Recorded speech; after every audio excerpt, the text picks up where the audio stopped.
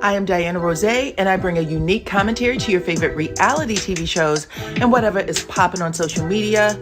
If you are not a subscriber, please become one.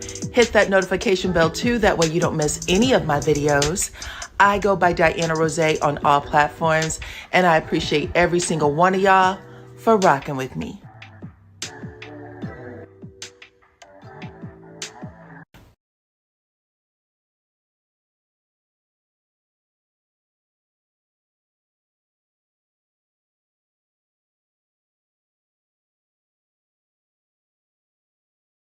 What's up, everybody? Come on in, come on in, come on in. Okay, we got a lot to talk about. Come on in. Listen, if y'all can hear the sound of my voice, you know what to do. Drop your city, your state, your country, your island, wherever you are from, and I will give you a shout out, okay? We'll get it started just to make sure. What's up, Phoenix in the house? Hey, everybody. Hey, everybody. We got Gloria from the Lou. What's up? What's up? We got Antigua. What's up? I see you. What's up, Dallas? Come on in.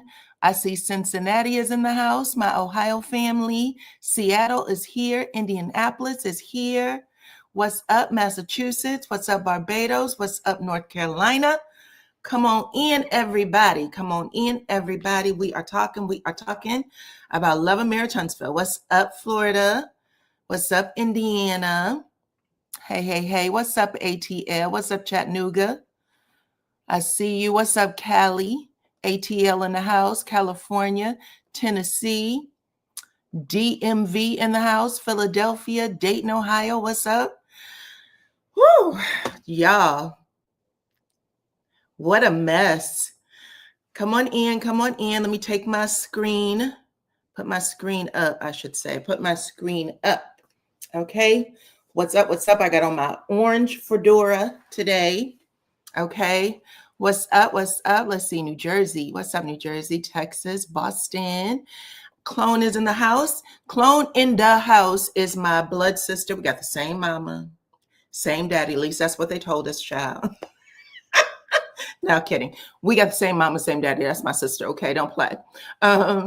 Yes, and I am wearing today my rock and roll tee. You want to rumble with the bee, huh? Huh? Okay. I'm wearing Lil Kim. Come on in. What a season. What a season. Listen, take the poll at the top of the chat where I asked y'all about Martell because Melody asked Ken to ruffle Martell's school clothes a couple of times. A couple of times in this episode. Child, she was not here for Martell, especially after what happened last week with Martell and Destiny. When Ken came on that stage, she was like, wait a minute, okay? It's about time for Martell to catch some, some ones and some twos. I don't know if y'all saw that, but Martell looked so shocked when Melody asked Ken those questions. Martell was like, what are you doing? What are you doing? Oh, that was funny. Come on in. What's up, Cookie from the Shy? Cookie from the Shy. Anybody that you see with a purple wrench behind their name, they are a moderator, and they are here to make sure that you have a good time in the chat, okay? So just follow their instruction. I don't mind differing opinions because we are not robots. I do ask that you keep it cute. Do not go back and forth with anybody in the chat. Don't go back and forth with me either. Keep it cute. We are talking about a television show. Y'all already know Melody has she's taken a step back from the show. She has quit the show. She didn't renew her contract. Let's call it what it is. That doesn't mean that she wouldn't come back. You know what I'm saying? It is very possible that if she took a 2-year break or whatever the case may be, she might come back. And her name is still on the show as a producer, from what I'm understanding. She might come and give some additional details for that, but we will find out, okay? What's up, Wisconsin? Come on in, come on in. Yes, listen, I was howling. I was like, not only did she ask him once, she tried to get Martell knocked out 2 or 3 times, okay? I was like, I bet you nobody was paying attention to the fact that she said, Did you not say, why are you arguing with women? Child, he was about to get knocked out. Keep it cute. Keep it cute in the chat. Okay, y'all, listen. I got some receipts for you too.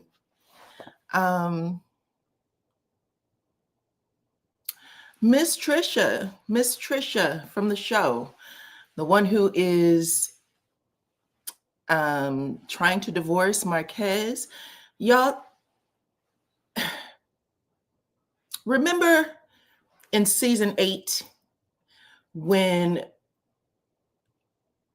Stormi called Marquez, before we even knew who Marquez was, when Stormi called Marquez Mr. Y'all remember that?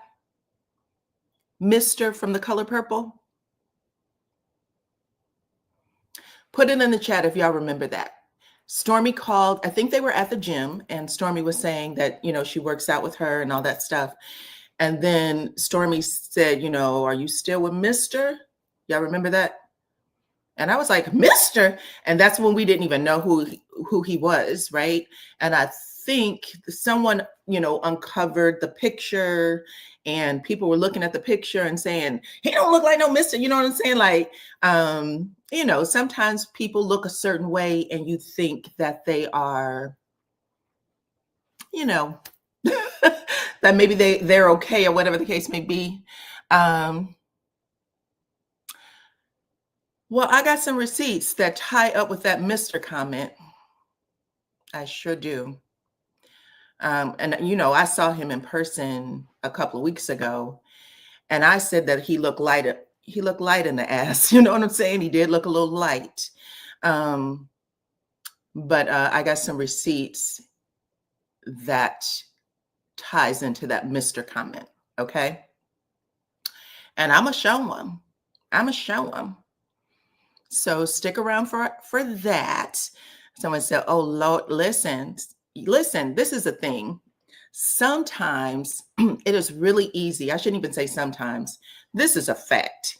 It is really easy for men who look a certain way, or if they have certain things in their pocket, to play on the masses, to play on our tops, because they want to think, they're charming to people. What's up, Lady D Keys? Welcome to the channel.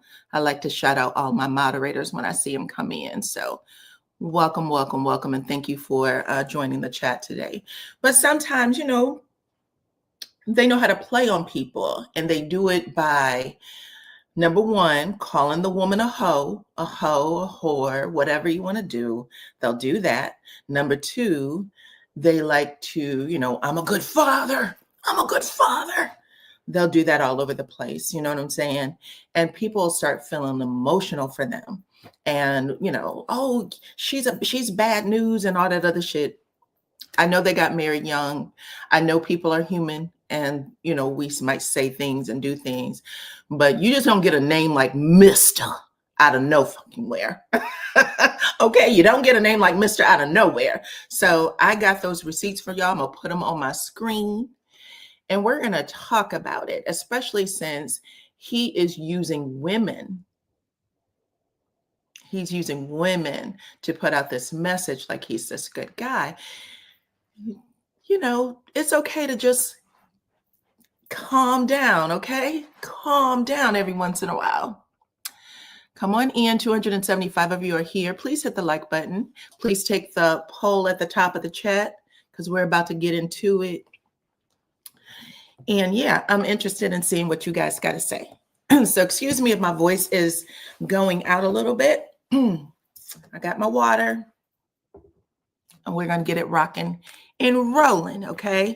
So it picks up exactly where it left off, right? Trish and Ken are in the hot seat, and Carlos basically asked Martell when they, cut it off last episode in part 2. He asked Martell if he slept with Trisha, okay? And Martell says, I'm gonna be honest, we slept together. And then he pauses, a dramatic pause, right? And then he goes, no, no, no, no, no, right? Not funny. I don't know what Martell was on this episode or this reunion, but he was definitely on something, okay? Because he was punching at, of course, at Trish, but he, of course, at Melody. Like anytime he thought someone was being on Melody's side, he was punching at them. It was a lot. But anyway, he makes a joke. Carlos King asked Ken if he thought that was funny. Okay. And Ken says, hell no, I don't think that shit's funny. And in the other episode, in episode 2, Ken and Martell size each other up with their eyes. I don't know if you paid attention to that, but Martell is looking at him like, you know how you do the up and down? And Ken did the same thing. He was like, what you looking at? Okay, Ken kept doing this with his hands, looking at his hands. Okay, I was like, wait a minute, nobody's paying attention to this. But after they do all that, Ken says, I don't think it's funny. Ken says, at the end of the day, and I've already told her this, referring to Trisha, my problem, or he says, at the end of the day, that was before me. That was before me. Me and Trisha weren't even together, whatever that year was. You know what I'm saying? He said, but my problem with Trisha is that she didn't tell me. She didn't tell me, which is why all this shit is going on now. And number 2, Martell jokes about it. He's insinuating that things is happening, which keeps all this shit going. Okay. That's when Melody gets involved. Now I'm going to do the poll because I want to see what y'all had to say. I want to see what y'all had to say when it comes to whether or not y'all thought Ken would take Martell out of here. Hold on.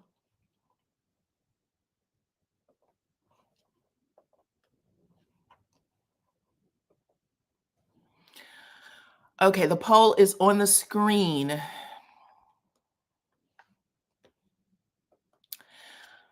I asked the question. Mel called Martell out for shying away from Ken, basically shying away from Ken and making it seem like it was a joke. Hold on, my screen is going crazy. Let's see if we can stop it from doing that.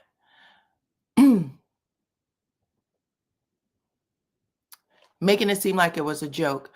Okay, I said, do you think that Martell was afraid to get active with Ken? 84% of y'all said yes, because Martell is crazy, but not that crazy. 8% of y'all said no, Ken is all bark, no bite. And 7% of y'all said, I was picking lint, what I miss. I was picking lint, what I miss, okay? So yeah, that's pretty much it. All right, 358 of you are here. Please hit that like button. Thank you very much. Thank you very much. But it did not matter because Melody basically says to Martell, wait a minute. You ain't got nothing to say to that man when he basically called you out and said, you are the reason that all this shit keeps going on. You know what I'm saying? Joking and all that. He said, you ain't got nothing to say to him because you got something to say to all the women. When we say something, you all up in our face. You ain't got nothing to say to that man right there, that man. I was like, oh, Melody is trying to get Martell knocked the fuck out. Okay. And Martell looked at her. I mean, he squinted his eyes and went, what are you doing? He literally says this. That shit was funny to me. That shit was funny to me. Marceau starts smirking and everybody else starts laughing, including Carlos. Carlos had them cue cards in his hand, child. Let me see. Do I have anything over here that I could use as a prop? Carlos had those cue cards in his hand. He was like this.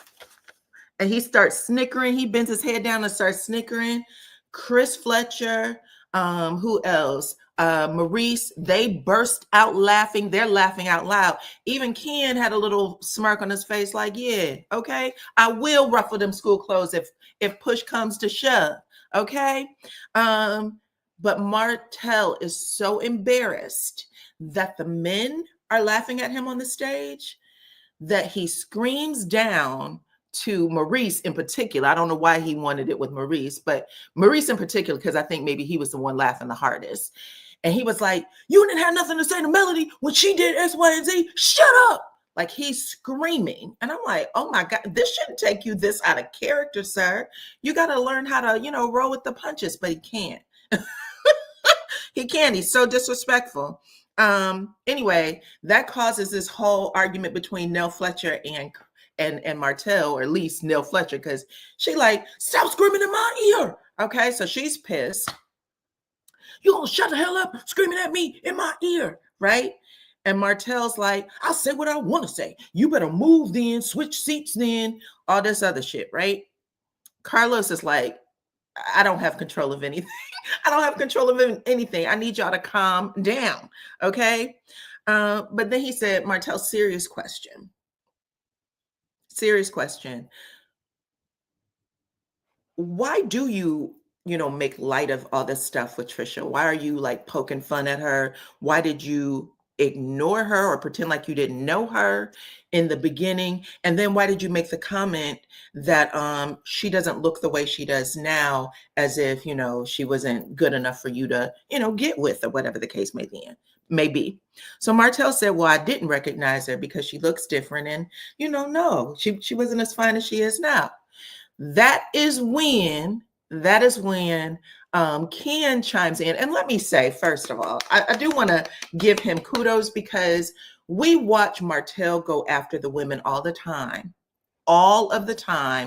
and their man can be sitting right there beside them, and they will just sit there and let Martell do whatever.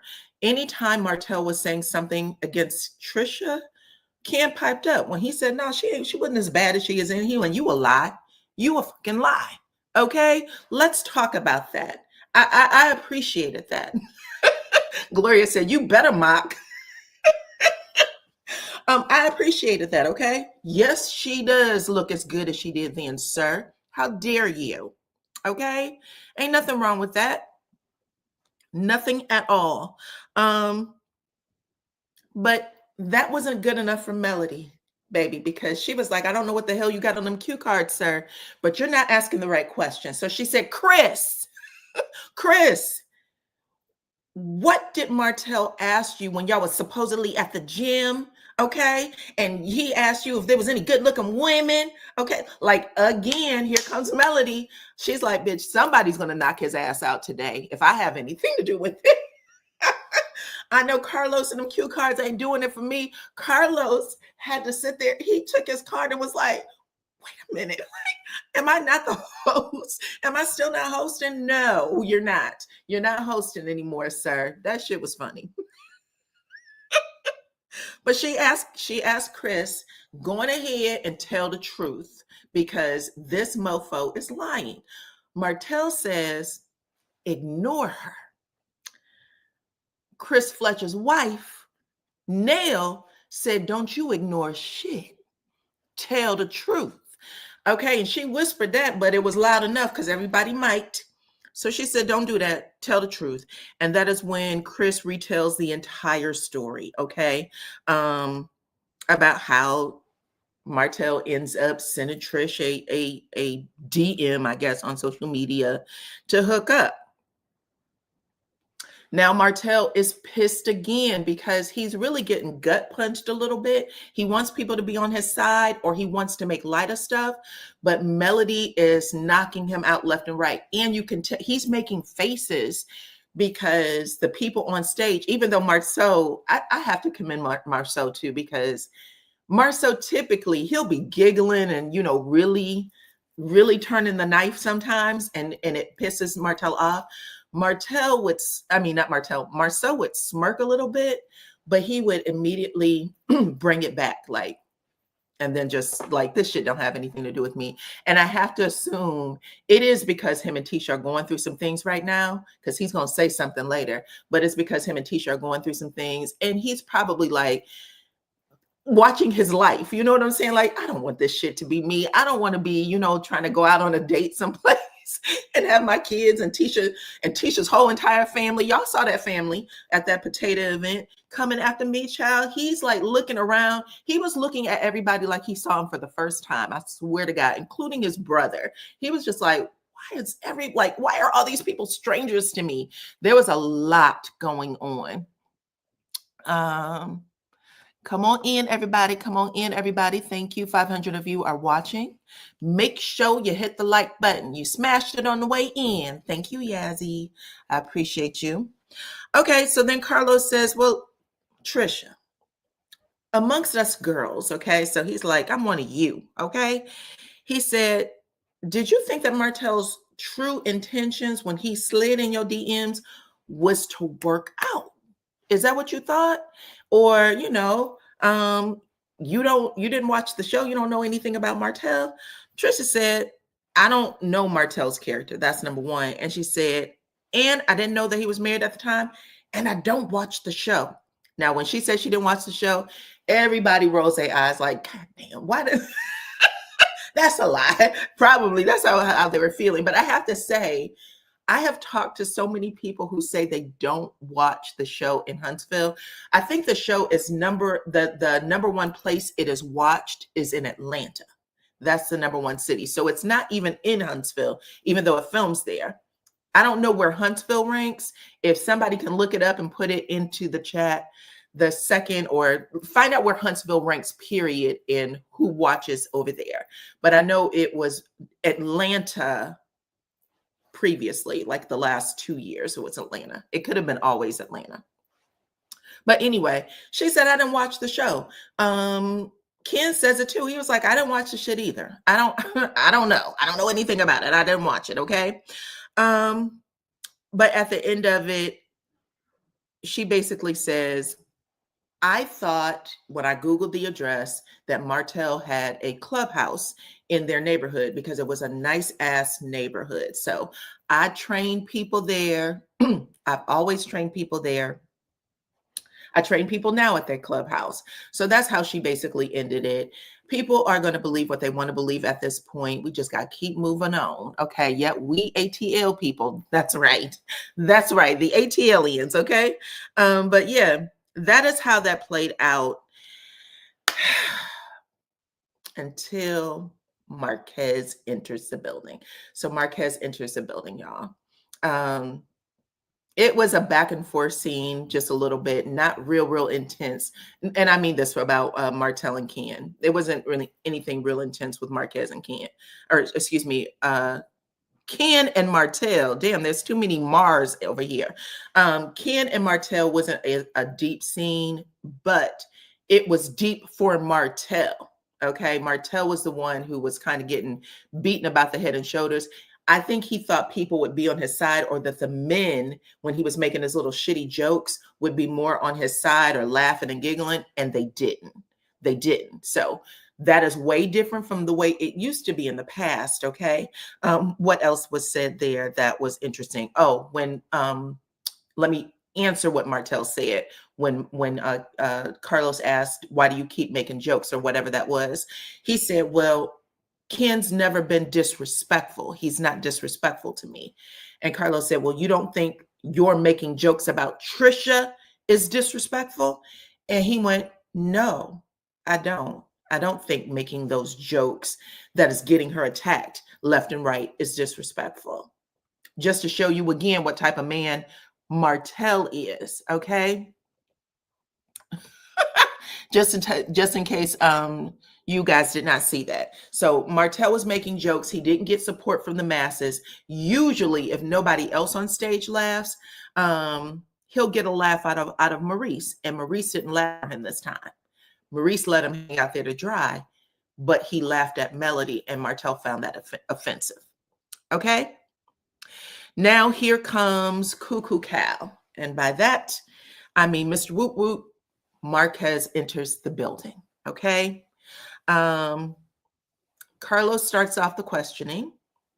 First, let me say, when he came in, if y'all wasn't paying attention to his energy, how he had his legs open wide to sit down, how he kind of stared at Trisha a little bit, nodded, then looked over at Carlos. I mean, there was a whole thing he was doing. He was talking without speaking. Okay? So let's start there, because in a similar way that he did when he went to the graduation party, he's big energy. Okay, he's big energy. So he comes in, he sits, he does his thing. He didn't give the Melody those flowers until later. Okay, so he sits down and Carlos asks a question in a funky way. Okay, he says, so Marquez, um, you and Trisha's marriage went through a dark place, and then you decided to pack your bags up and move to ATL away from you and your kids. Okay. So as soon as he said move away from her and your kids, I was like, bitch, what? But even though that was funny to me, um, Marquez is a beautiful liar. Thank you, Creole. Okay, listen. So when he does that, he went, no, wrong. That's the trigger right there. Don't say I left my kids. That was the trigger. He said, that's not true. That's not true. I've always been present for my kids. And when he's talking, he's not always talking to Carlos. He's talking and he's looking at Trisha. He's menacing as AF. He's menacing. That's the only way to put it. I've always been present for my kids. And I already showed y'all that kooky ass. Do I still have it? Hold on, child. Let me show y'all what I mean when I say menacing. Let me see. Marquez crazy eyes. Hold on.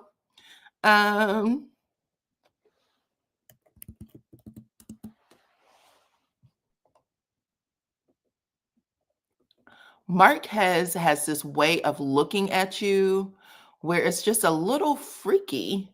And I don't know if it's just something he's just learned to do to make himself seem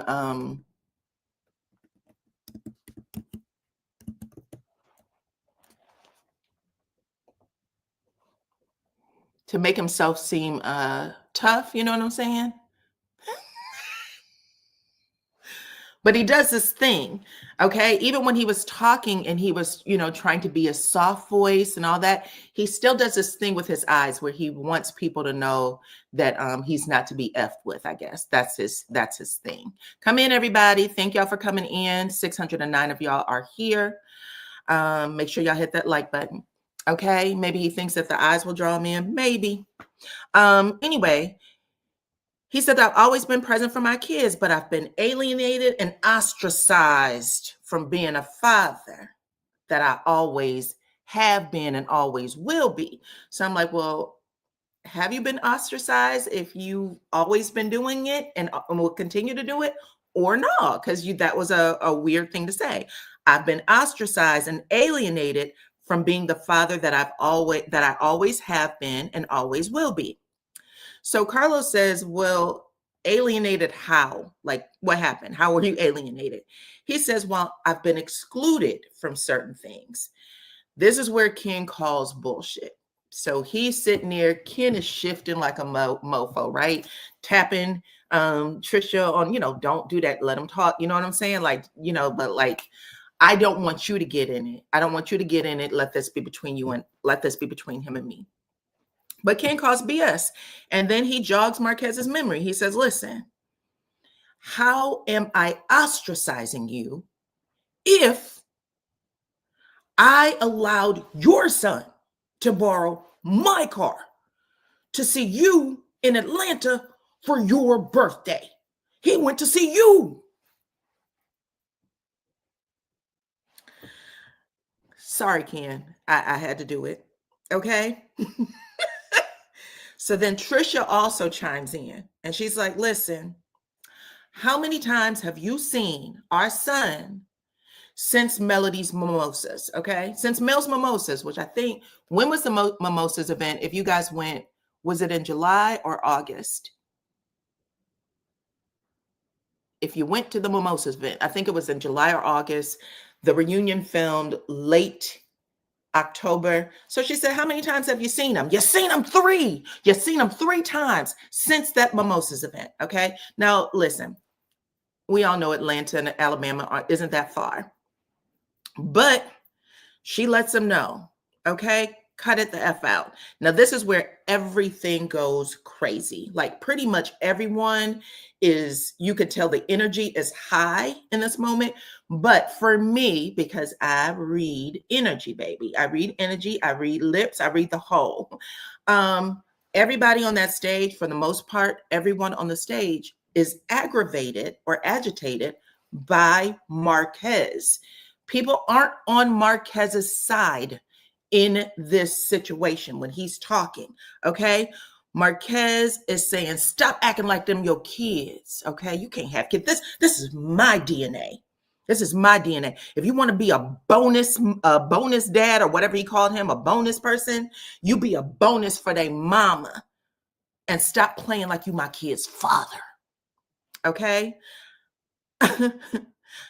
Now, like I said, the scene is heavily edited, but whatever else Marquez is saying, because he's pissed that Ken is saying, I do take care of your kids emotionally. I'm there. I go to the events. They call me to the school. I am the one who's paying for everything. I am there. Marquez says, stop talking about all that money shit. It ain't about the money. I don't know anybody who bring up money when it comes to raising kids. Everybody brings up money when it comes to raising kids. Where do you live, sir? Is there more room on that planet? You know what I'm saying? Everybody brings up money when it comes to raising kids. Kids are expensive. But Kimmy is triggered, okay? And Kimmy usually do not jump in on shit, but this time she did. And she said, wait a minute, Marquez. What do you consider being a father? Calling them on the phone and saying hello, goodbye? Or do you pay for the dance lessons? Do you pay for their education? Now, Maurice, who is sitting between Marquez and Kimmy, he literally puts his hands up in Kimmy's face like, calm your ass down. This ain't got shit to do with you. This is about them. Our scene is over, buddy. We don't have to bring anything up. I don't care. But Kimmy's triggered and she's like, bitch, what do you mean? Now, Marceau, who is on the other side watching Marquez and, Ken go at it. Tisha is sitting between Ken and her husband. But Marquez is foaming at the fucking mouth. And Marceau looks over, looks at Tisha, tells her, switch seats, because I don't know what's about to happen here. They look like they was about to go to blows. So he says, switch seats. So in this moment, we have Maurice telling his wife, calm your ass down. We got Marceau telling Tisha, switch seats with me. If these two go for it, switch seats, because I don't know what this is about, okay? But everybody is pissed. And then Marceau looks at Tisha and says, is this what you want? Is this what you want for us? I'm sorry. He's so pissed, baby. He's so in his fifis that he's like, I am never getting divorced, Tisha. I'm almost convinced at this point that when Tisha called Melody for whatever that advice was a couple of months ago last year, it was because she asked for a divorce attorney.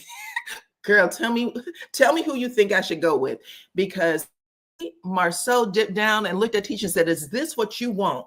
Okay, this shit right here, people arguing and fussing and fighting? Absolutely no. Okay, so after he does that, child,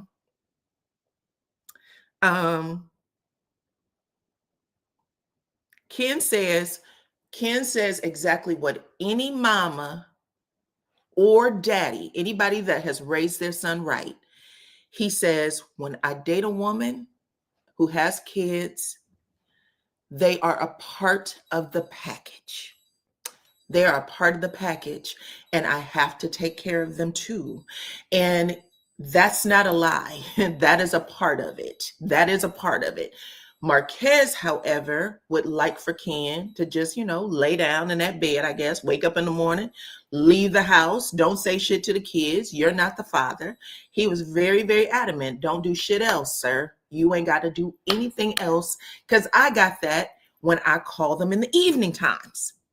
Okay. Then Carlos basically asks,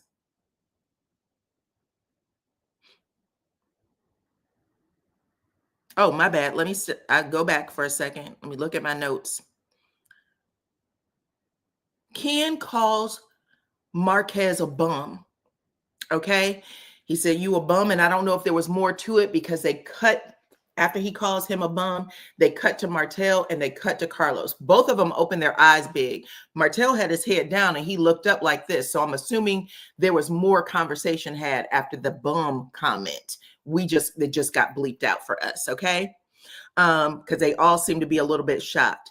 But Marquez says, you can call me whatever you want. And he's doing that very slow, don't wait till we get outside type of thing. You can call me whatever you want. But Trisha, you can't erase those 15 years. Can't erase those 15 years. Carla says, has the paperwork been filed yet? Like, are y'all officially in divorce court? Marquez said, I ain't seen any paperwork. I haven't seen any paperwork. And then he says, that's still my wife, buddy. To Ken. Okay. It was a horrible little scene. Now you would have thought that would have ended it, but more should happen that we clearly didn't see. That's when Marquez raises up out of his seat. Again, I got Ken looking at his hands for whatever reason, like, I'm gonna have to use these. Okay. Ken's looking at his hands. Marquez raises up out of his seat. Carlos quickly jumps up, goes over, stands in front of Marquez and says, listen, Marquez, this is where we're supposed to have a conversation. And what? Dyana, stop talking to us. You're supposed to have a conversation and hopefully, you'll get a chance to see some things, that you might want to change about yourself if this is done correctly. Now, are you here for that or not? And he's like, yeah, I'm here for that. I'm here for that. And then they sit. Okay, they sit. That's pretty much it. He goes and, does this thing where there's already some flowers on the counter, right? On the table, coffee table. He goes over, picks up those flowers and says, Melody, I want to give you your flowers. And first he asked Martell, are you okay with me doing this? And Martell's like, sure. What the fuck are you saying sure for? You should have threw your hands up and said, I ain't got shit to do with that. But no, go ahead. Like you got some sort of child. Womp womp. He should have gotten 5 thumbs down for that. But then this numbnut, Marquez, gets on one knee. Why?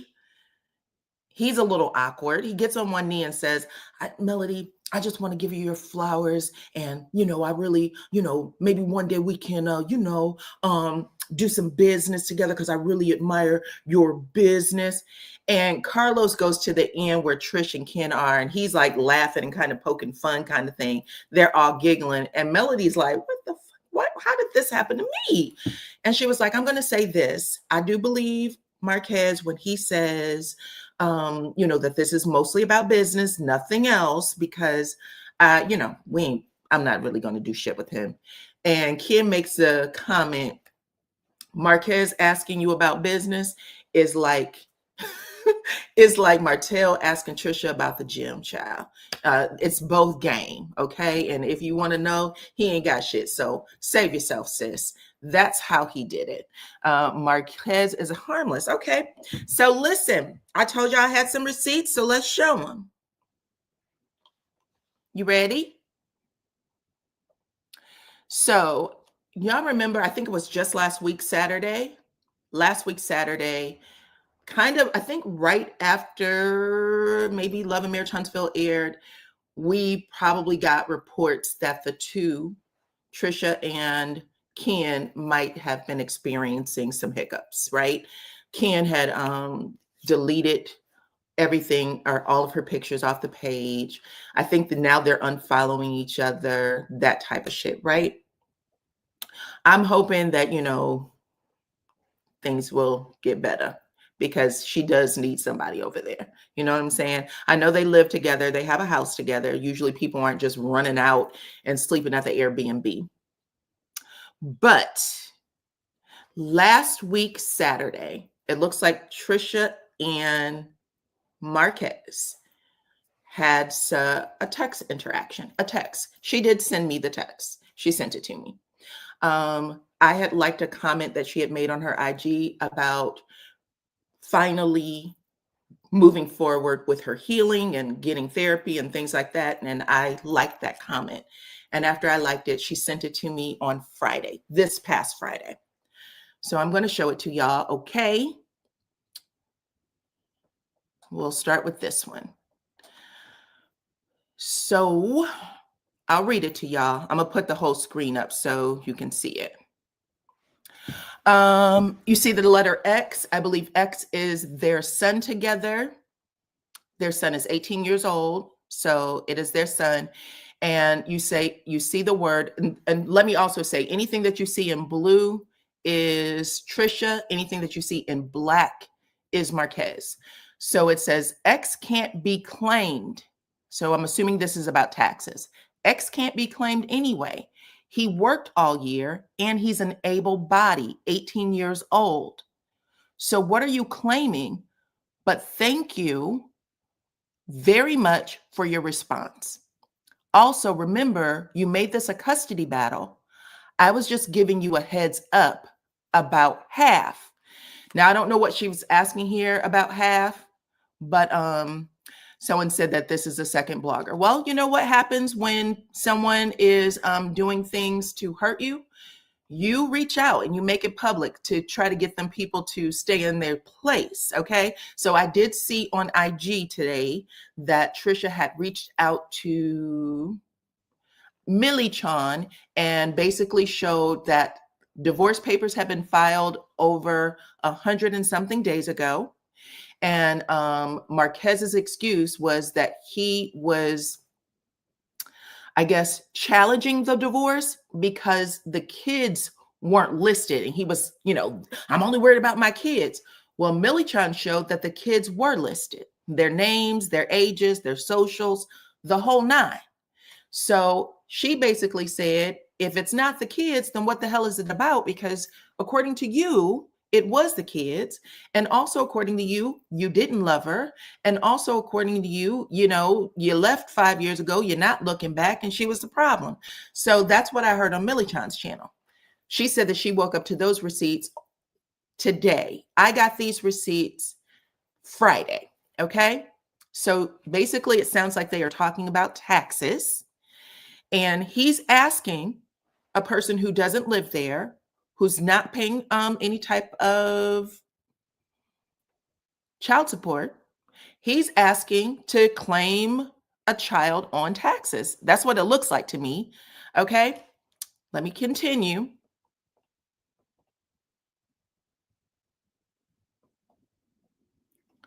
I told y'all Marquez is in black. So Marquez says, you lame as F. Okay, hold on. Sorry about that, child. You lame as F and F your life. Now he's writing it out, but y'all can see it. F your life. I will give you half. Now I don't know what she's asking half for, okay? But it looks like she asked him for half of something. I will give you half. F you for real. Give X half and y'all can work it out. Okay. I will give you half. F you for real. I'll give X half, which is their son, and y'all can work it out. F you for life. Got it? So sorry, I that was taken out of context. Okay, so he's saying to Trisha, you are lame. F your life 100. I'm going to give the half to our son, and you can work it out with your son. F your life. Okay. She responds, that is weird since you made it a custody battle. I'm glad you sent this. I will use this as well. And then she says, you can give.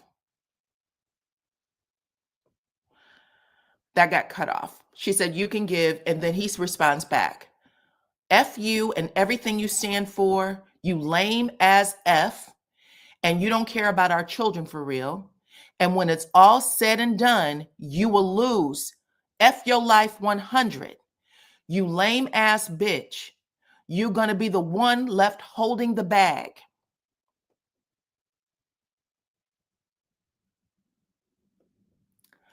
I hate you so much. It's crazy. I'd take you out if I could. You gonna be sorry, bitch. When he leaves you and your kids, when he leaves you and your kids hate you, I hope it was worth it. You gonna lose in the end of the day. You're dead to me for life. 100.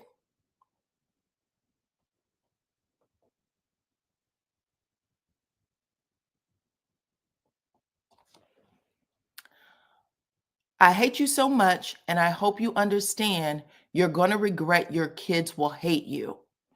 You sorry ass bitch. F you for life. Die slow like your mom, dad, and sister.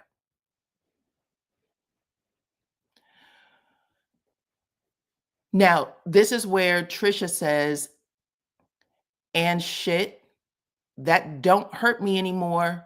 They gone, homie. Now, this is how you know Trisha has PTSD, because so much has hit her that she doesn't even respond to this kind of stuff anymore. You're listening to it. This is a text message. Hold on one second. Let me take the banner down for a minute. I should also say that all opinions are alleged, okay? But this is what I got received from her. He said, she said, in the event that I do, I'll be sure to say hi to your dad's waste of life. That is, if he's not burning twice. So she does respond to it. He says back, don't worry, I'll say hi to your mom and your sis and dad on the way to hell. I'm sure they'll miss you more than I do. 100. You're going to lose and you're going to be sorry.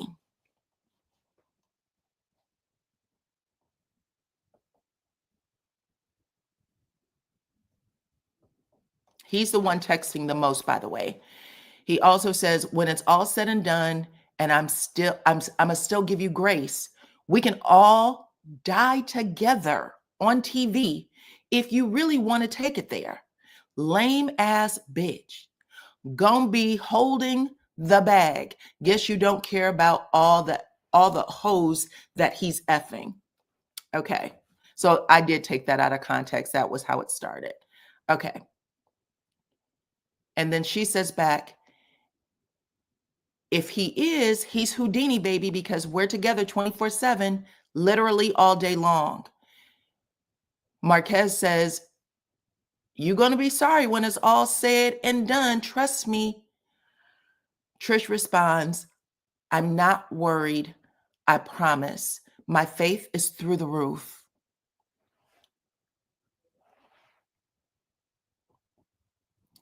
I was trying to be nice, but okie dokie. Marquez responds, F you for life. 100.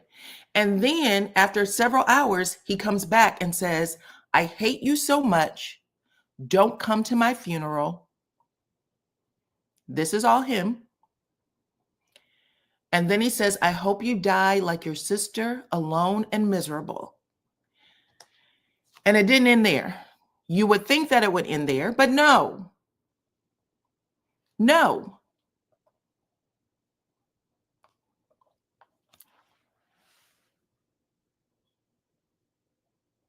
Here's another post.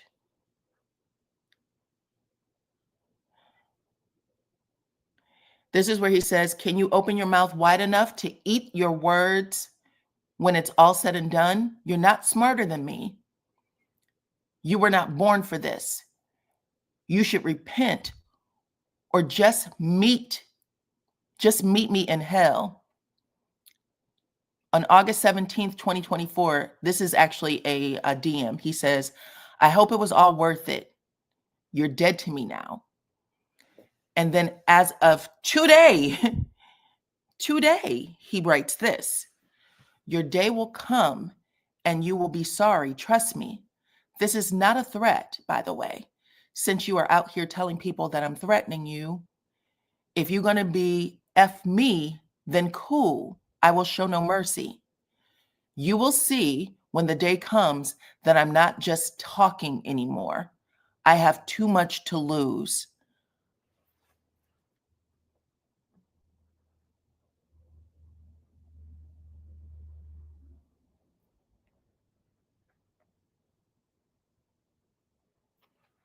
He says, you will see that I have too much to lose, and I don't think you understand that. Okay? So I said all of that to say this. If you had an opportunity to hear this on my page, please stop giving that man kudos and saying that he is a good dad and it's all Trisha, because there's some things that you just don't say. You know what I mean? He is using the women who support women to come after a woman. Okay? That's not cool in no way, shape, or form. And he's trying to run the one person out of her life that was protecting her and her children. Do y'all get that?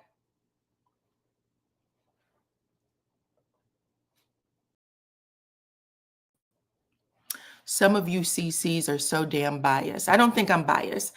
I've actually watched Marquez. He is a personality that is very much narcissistic. And I don't think he does all that menacing stuff just because he wants you to think he's cute. You know what I'm saying?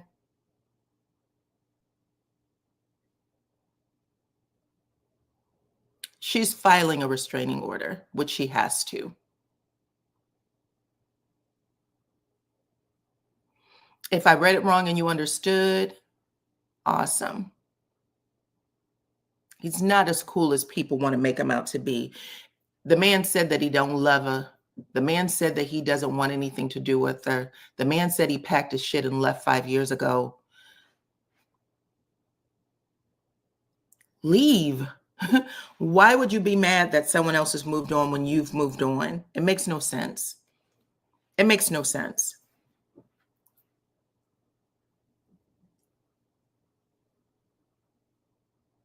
Ken and Marquez are not the same.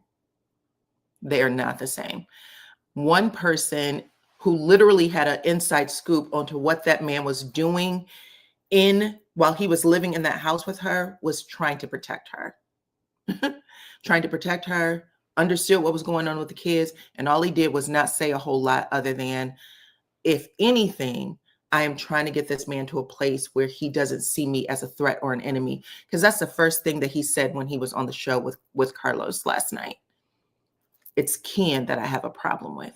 It's Ken that I want to get up out of there. If she needs the help, if she feels safe and protected with where she is, why wouldn't you want that? Why wouldn't you want that for your children? And I'm gonna have to agree, Monica. I think Melody was shown those receipts a long time ago. We haven't even seen Martell do that. So anyway, that's it. I wanted to show those receipts. I don't give a damn. At this point, we need to expose anybody who's trying to pretend like they walk straight, but they don't. It's not funny, in my opinion.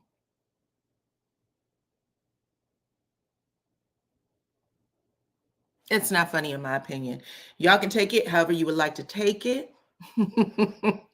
But I don't think people say stuff like that.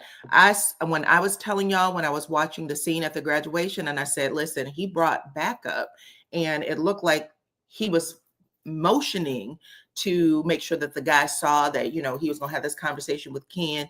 You went to this person's house because you were going to, in my opinion, from what I saw,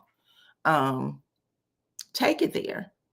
And sometimes men who might have a little charm or attractiveness, or they got money in their pocket, they know how to charm people and make them see them one way, like they're just the victim trying to, I just want to be a father to my kids and I don't want to. That's not how you do it. That's not how you do it.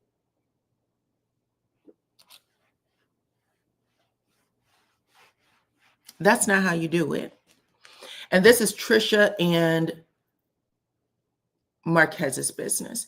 And like I said, when we first started this, it was Stormi who put that out there, that he is very much like Mr. from The Color Purple. And we didn't get anything in that scene or during that season. This is what she was talking about. So if this is something she's seen, if it's something that Stormi's husband's seen, it's not a lie. There is people that's backing that story up. It's something that Ken has seen. He asked to be a part of this show. In my opinion, we didn't need to see him. He would have been the Arion of the male Arion of Love and Marriage Huntsville, because we didn't have to know anything about him at all. It would not have changed anything. Anything. As the fan base, who gives a shit? He has done more interviews than anybody on the TV show last year and this year, period. So anyway, we are moving on to the girls' trip, child. He's done more interviews than anybody I've ever seen. And it's all to do what? Call Trisha a hoe and talk about how she's this, that, and the other and needs help. He needs help too. That's all. That's all I'm saying.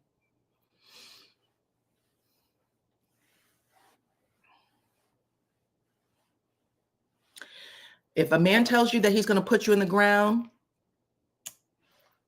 like their mother, their sister, and their father, that he hopes that she dies slow, he got a little more going on, a little, a teeny bit of an emotion problem. There's something else going on.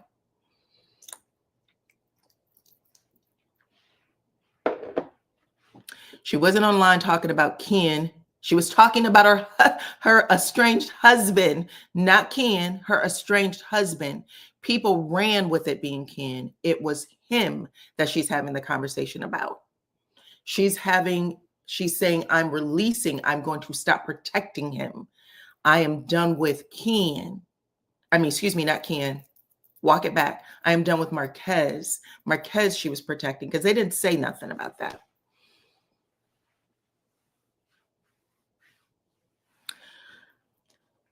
You don't think Marquez is dumb? We'll see. Anyway, prayers to her. I hope that she gets the restraining order, she gets all the steel that she needs, and she just, does what she has to do. But if he has a reputation for being Mr., that shit didn't start with the show. It didn't start with the show. It was way before, period. Way before.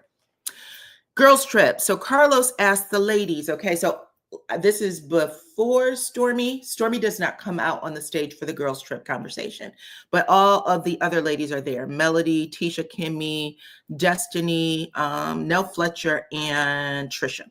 They are all sitting on the stage. Carlos asked the ladies if they had fun on the girls trip because he had a good time watching it. And when he asked who had fun, everybody raises their hand except for Nell Fletcher and Destiny. They were the only two. Tisha makes a comment like, I had fun, everything except for those rooms.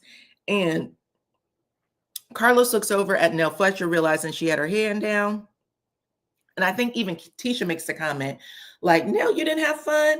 And she went, no, I didn't. It was, I'm not used to all of that with the women. And if y'all remember, Nell Fletcher was the only one on the show, especially at the table when they were at dinner and Destiny was saying all that stuff.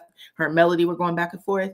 Nell Fletcher was the only one who was looking like, what the am I watching? Like she was kind of weirded out.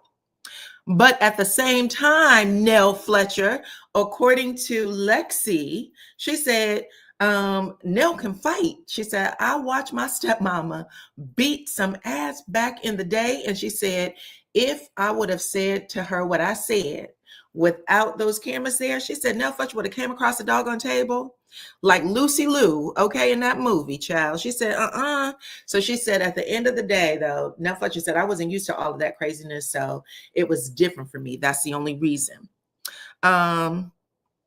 He did not ask Destiny why she didn't raise her hand, though. If he did, she did not respond. Now, I do want to say this, too. Destiny left the stage when Marquez came out, okay? So we had already gotten the scene with Melody and Destiny and that whole conversation, the grooming thing, that had happened. Destiny leaves the stage, Marquez comes out. Then Destiny returns to the stage to talk about the girls' trip. So when she is here, Carlos asked Melody, this was your first girls' trip, child. Did you feel any pressure to please everyone? Because, you want to make sure that you do it big. And Melody said, of course. She said, however, we did a lot of things. We had a lot of excursions and trips and things planned. She said, I had a chef there. We played games. We had a lot of fun. Tisha basically says, at the end of the day, I thought we did have a lot of fun. I really enjoyed myself, but I did not like those rooms. I didn't like them. And Melody, I feel like you were showing us how you felt about us by giving us those rooms. By giving us those rooms. And Carlos said, did you feel like you should have gotten a better room because you were an OG? And Tisha kind of joked, she sings songs. Well, yeah. Okay. So she was really keeping it light. And I want to point this out to y'all because even though people were attacking Tisha last week, the energy is between Tisha and Melody for some damn reason. Okay. So let's talk about it. Tisha says, well, yeah. Okay. And it's Kimmy who interjects and says, well, it's a little more than us being OGs, okay?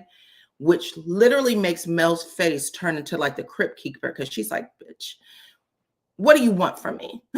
Okay? But she is looking like, what now? Can we just get the F off this stage?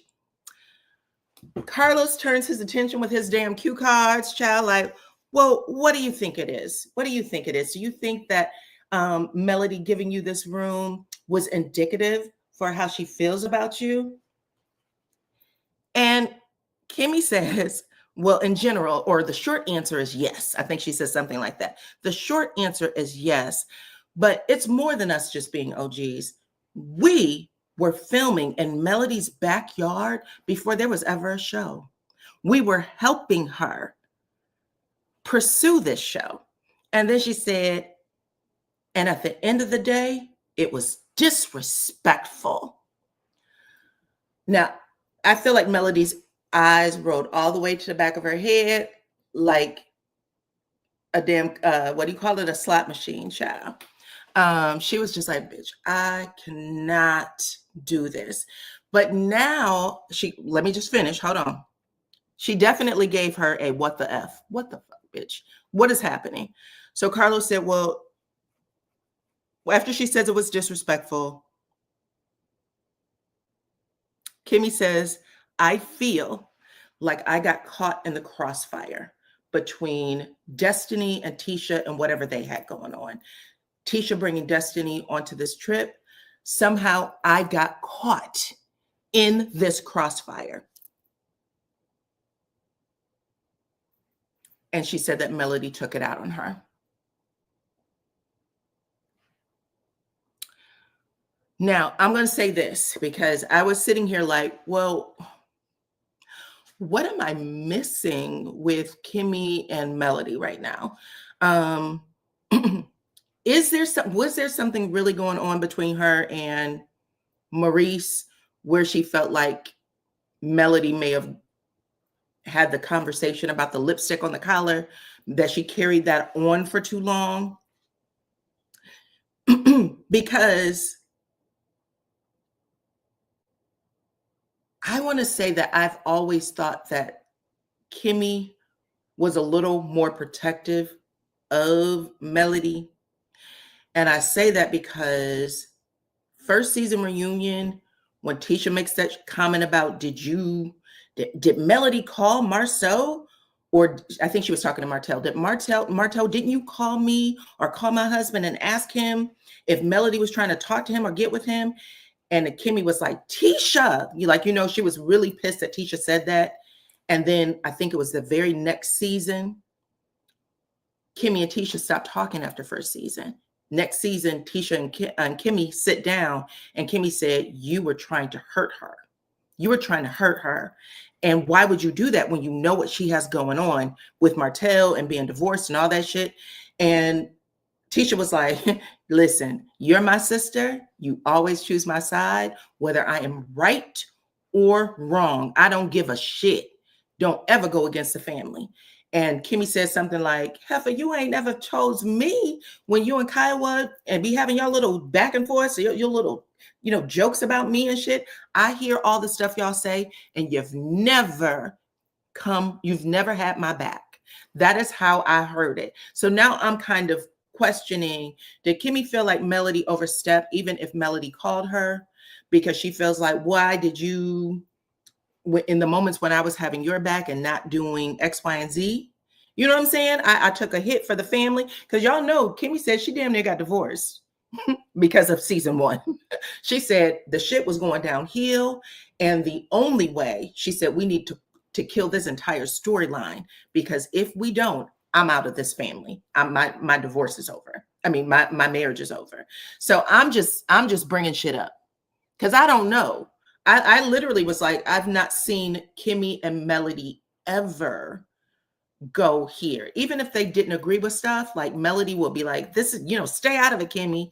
And she'll just be like, okay, you know what I'm saying? Like, this is the first time I ever saw that. Hold on, child. Y'all rolling them comments up like, roll this beautiful bean footage. What do y'all got?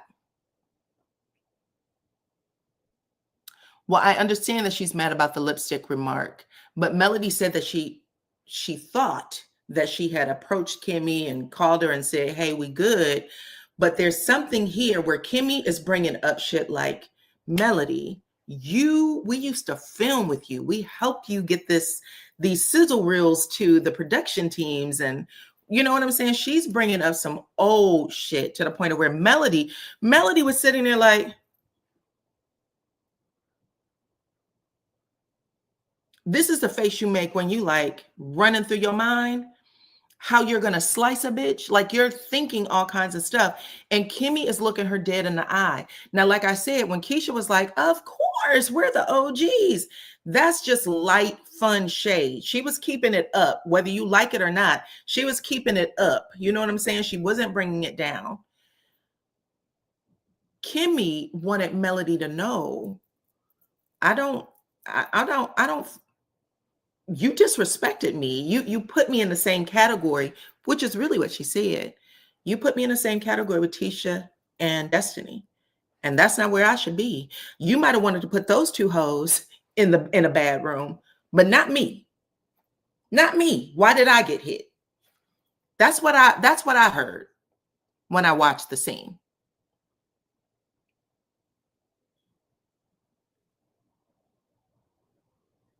She should have let him divorce her instead of losing herself. You can't tell people who to love, child. Religion, love, and your kids. Those 3 things, nobody's going to do it your way, ever. You're going to have to figure it out for yourself. How you come to Jesus, how you come to heartbreak, and how you come to whatever you have to realize about your children. Okay? Maybe they're not the best. But if that is the case, only you can get there. Nobody else is going to tell you how to do it. Okay? That's what I was always told when I was growing up. How you come to God, how you come to a breakup or any of those things is always going to be on you. Nobody else can tell you how to do it.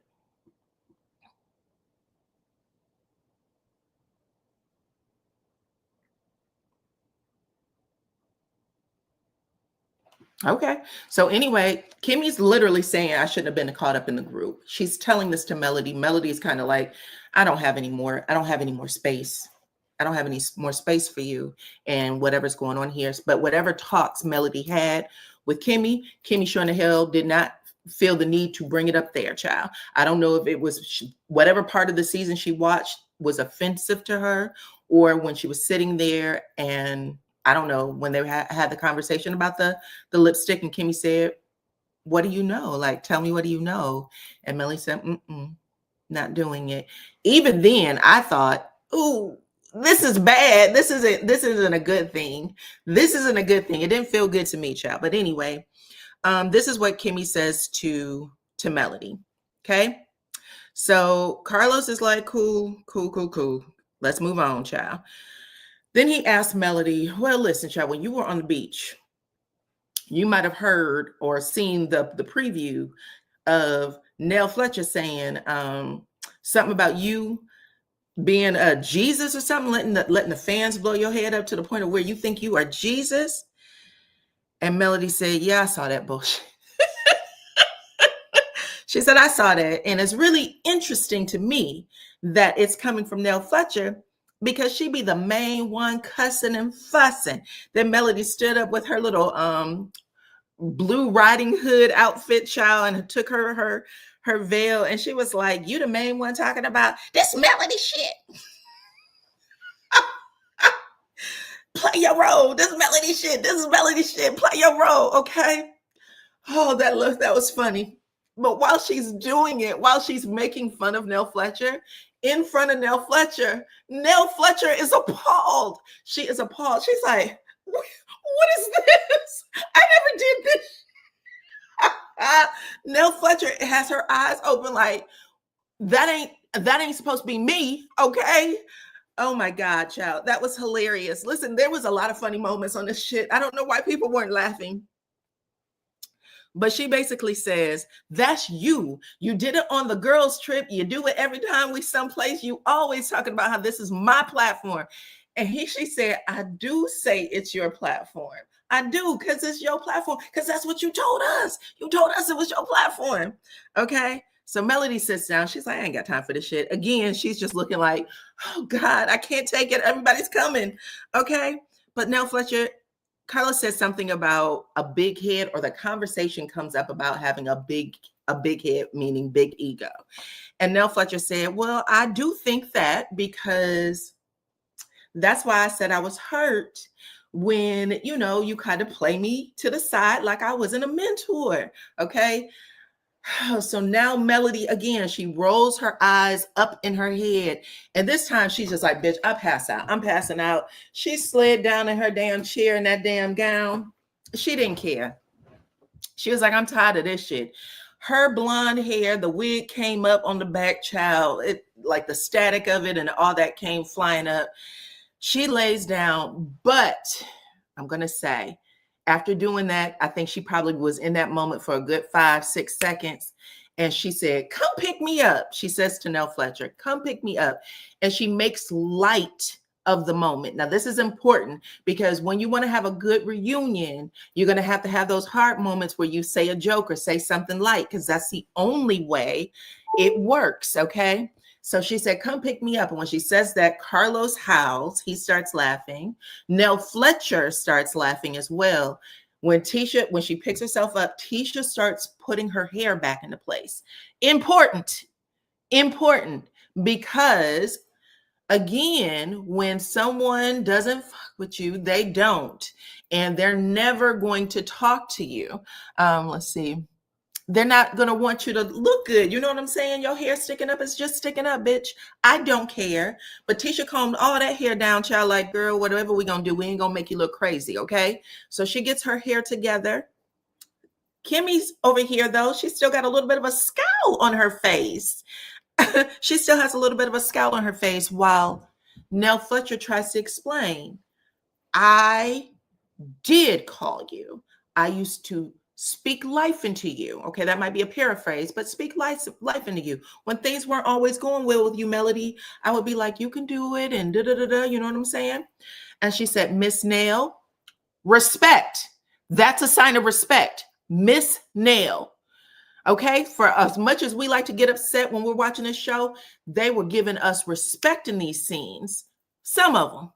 Okay, but she says, Miss Nell, I appreciate you. Nell's still telling her story, though. She was like, no, wait a minute. When she said the mentor thing, Melody said, did I not speak life into you? She said, there you go. Now, Nell Fletcher became somebody's mama in this scene, okay? Mainly Melody. She said, there you go. There you go. Don't do that. I did call you about Chris and Martell. Maybe once. But for the most part, it was me mentoring you and Martell, and me calling you and giving you advice and speaking life into you. This is how Nell Fletcher is saying it.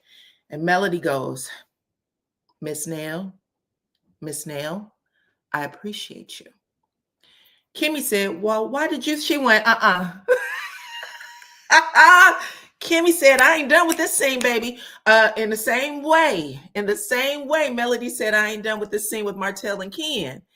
Kimmy jumps in and says, wait a minute now, Melody, what did you expect to happen What did you expect to come from it when you said the thing about you would go to your mama, your whatever, your minister, your therapist before you talked to Nell? What did you want to come from that? Melody didn't even look Kimmy in the eye. She gave it a finger and said, I'm talking, let me finish. I want Nell to hear me. Okay, she was looking only at Nell. I want Nell to hear me. You know, okay? Miss Nell, I appreciate you. Miss Nell, I appreciate you. And after she says that maybe 2 or 3 times, Nell said, thank you. Thank you. And then Tisha went, oh. Tisha said, oh. And then Carlos went, yes. And Kimmy, who had just gotten told to shut the fuck up, because she felt it when she said, I'm talking to Nell. She looked down at her. She looked down like, this bitch. I mean, Melody and Kimmy had a thing going on, okay? Me and Mrs. Jones, they had some things that they were speaking to each other that we didn't get the full everything from. You feel me? But when Melody shuts Kimmy down like that and Kimmy looks down, her eyeballs was like, where's this coming from? Tisha was fighting so hard to keep that shit above board. I kid you not. I kid you not. She was like, oh. That was funny to me. I laughed. I thought that shit was hilarious. I thought it was hilarious. Anyway, we're off of Nell Fletcher and Kimmy. We're moving on to Destiny. Now, this scene is happening after Destiny makes the whole grooming accusation, okay? Me and Mrs. Nell. I'm telling y'all, it's you got to pay attention to the language. And sometimes I hate when the people on TV watch us, because we're here to entertain too. You know what I'm saying? I shouldn't even have to explain it like this. We're here to entertain too.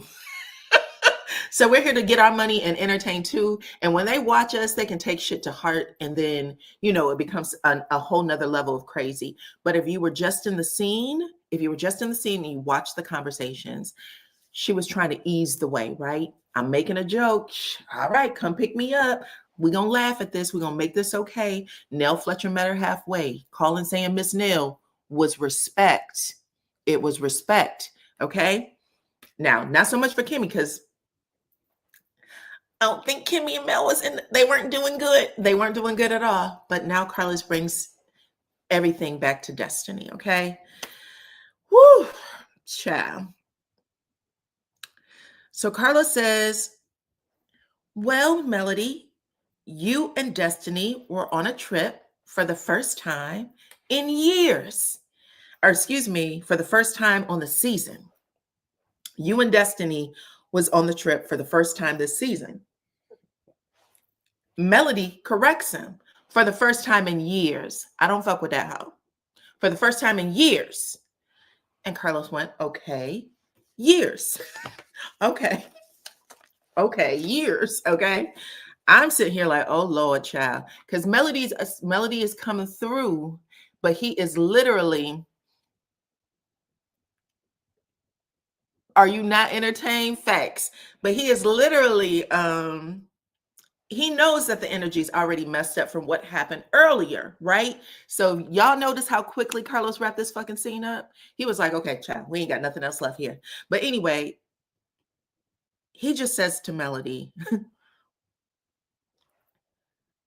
y'all had a scene where Destiny, you told Mel you were sorry. She said, I was sorry for what I had to do to you in the scene. Well, Destiny, you also said, I love you. I love you. I love you. 3, 4, 5 times. I don't know. Multiple times you said, I love you, girl.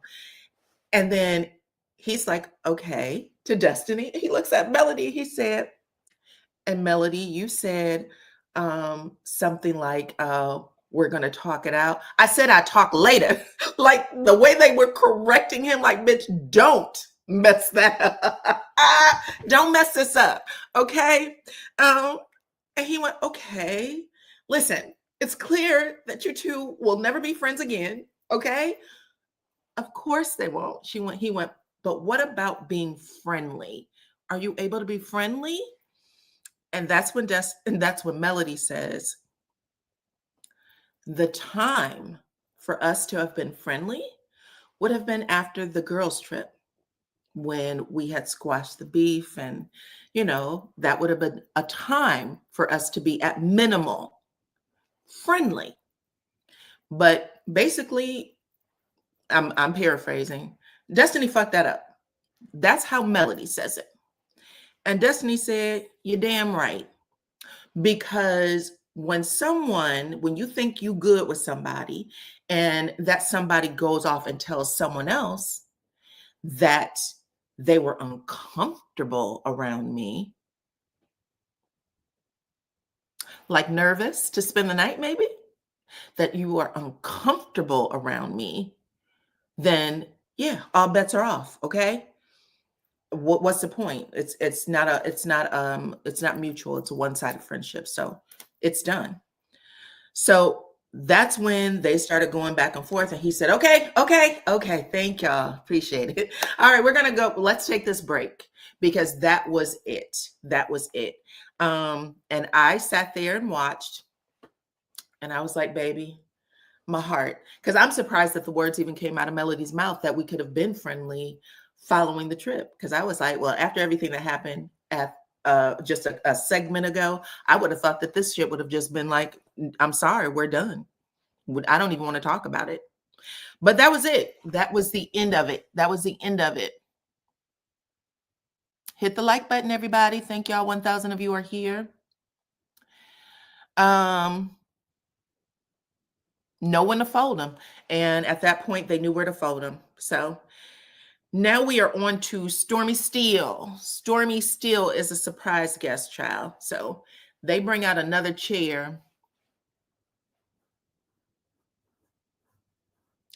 Who called Mr. Ken? Thank you for blessing the channel, All Things Rena. I thought she called Ken Mr. No, she did not call Ken Mr. The Mr. comment was for her husband. She said, are you still married to Mr.? I thought y'all divorced. So it was always for Marquez. Always for Marquez. Okay, but thank you for blessing the channel. I appreciate you, honey. So now Carlos is teasing everyone. We got a surprise guest. They're coming out. We got a surprise guest. And he asked Martell, who do you think the surprise guest is going to be? Who did they move out of the chair? Did they move Destiny out? I think they moved Destiny out again. Or was she still sitting there? No, she was still sitting there. My bad. I think they moved Sunny off stage. So they bring Stormi on, they move Sunny off is how I think it happened. So is that right? No, the men are there too. My bad. But I do believe they moved Sunny off stage. They move Sunny off stage, they bring the men back out, and they bring her on. But he asked, who do you think is the secret person, right? The special guest. Who do you think it is? Martell says, I think it's Melody's man, her boyfriend, right?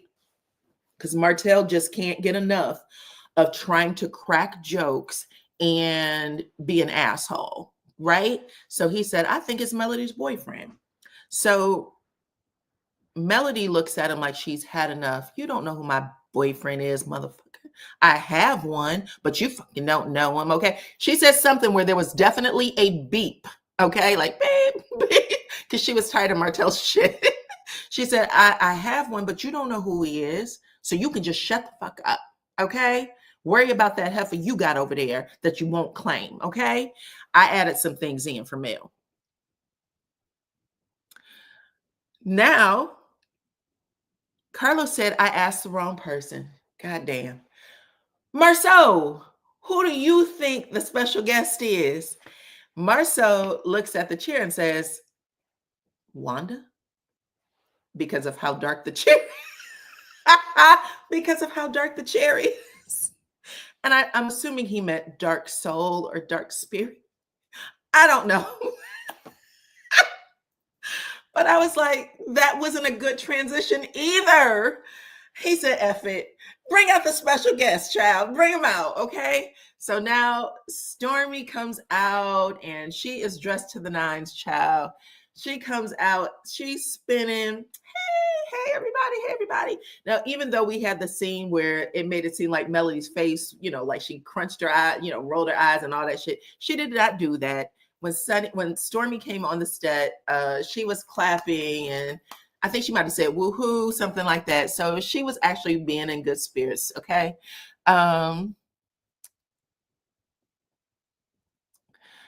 After she does that, she sits down. Carlos is basically getting into it. He's like, Stormi, you weren't with us this season. I think they play a montage. They played like her old clips and everything. You weren't with us this season. What happened? They make sure to play in the clip Stormi's mama saying, listen, I told your ass not to go on down there to that TV place and, be on screen. You was fine without those people, and now you done let them damn people put your ass in jail, okay? That's Mister's father. What was Mister's father's name, okay? You got that nasty woman disease. What was that man's name? But anyway, they do all the scenes, including that one, to make sure that, at the end of the day, Stormi had her little situation with the cast, with the come on in. She had her little situation with the fans, and she was like, at the end of the day, I had to choose one or the other. Now she was actually, I'm gonna say this, that was very classy, very gracious. Thank you. I knew Cookie knew. Adolph Caesar was Mister's father, child. He was really a dirty old dog too. But yeah, Miss Betty, don't get mad at me because I hear his voice when I talk about. I hear his voice when I hear you talking. I don't know why. It's probably because you make a lot of faces. Okay, but anyway, don't be mad. Don't anybody be mad at me, child. I don't know these people. They're all good people to me, child. It is what it is. Anyway, except for Marquez, child. You need some help.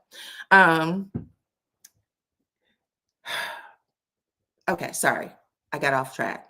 Stormi basically says in a very gracious way, I ended up getting this opportunity on TikTok, which, she started giving her stats. I'm #1 in the country and, I've done this, I've done that. And I had to choose one or the other. I love everybody here. I love everybody here. I have nothing to say bad about anyone. Everybody is beautiful. I wish you all the best. I just had to choose what I was passionate about. And because I had this career before the show, it was, this is how I chose to move. That was as gracious as you can get, in my opinion. It was gracious. Okay. I also thought that Melody was gracious in clapping and smiling and saying, I think at one point she was talking about, I think Carlos said, what about Courtney? Can he come out? She went, nah, Courtney ain't coming out here. The only time Courtney ever, showed up for this show is because he was showing up for me. And Melody was like, that's right. She ain't lying. She ain't lying. Courtney was only coming on this show for her. So again, sometimes we add shit to it for entertainment, child. But at the end of the day, they were gracious. They were gracious. Okay.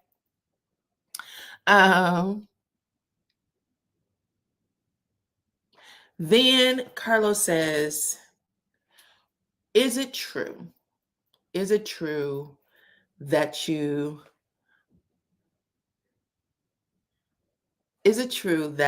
paid for Kiki's funeral? So this was actually a sad part. I think this is how it basically ends. Is it true that you paid for Kiki's funeral? God rest Kiki's soul, right? God rest her soul. So if y'all listen to the interview that I had did with Kiki, Kiki said two things that when I went back to listen, shook me. And do I have it? I'm sure I do. Let me think about this for a minute. Number one, she had said that when Tisha was filming and production had showed up to her house, she said, I was at Tisha's house that day. And I don't know what question I asked her, but she said, I was there every day. I was laying on her couch every day because I was depressed. I was depressed. And I said, did Tisha know that? She was like, yes. She actually knew and all the things, right? And so when I asked her a question about whether or not Tisha wanted her on the show, her response to that was she didn't think I was ready to be on the show while they were in their filming phase. And I said, did you believe her? And she said, yeah, because she knew what I was going through, that I was depressed. So I want to put that out there first. Okay. And those were her words. That's number one. And she said, the thing is, I really wanted to be on TV because it's my passion. It's my goal. It's what I know I was supposed to do. And she made the comment, if I can't be on TV or live out my dreams and my goals, I don't want to live. She said that. So I ask y'all not to give Tisha and that family too much, because I do think they tried to protect her, knowing that what we didn't know, that she was in a really bad place. They knew that. And I think that the TV show kind of escalated and took the relationship into a place it shouldn't have been. But the conversation happens about who paid for the funeral. He said, is it true that you paid for the funeral? And Stormi says yes.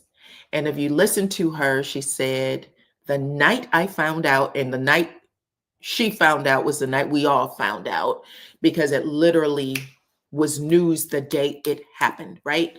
It was news. It was everywhere. She said, I couldn't sleep. The next day,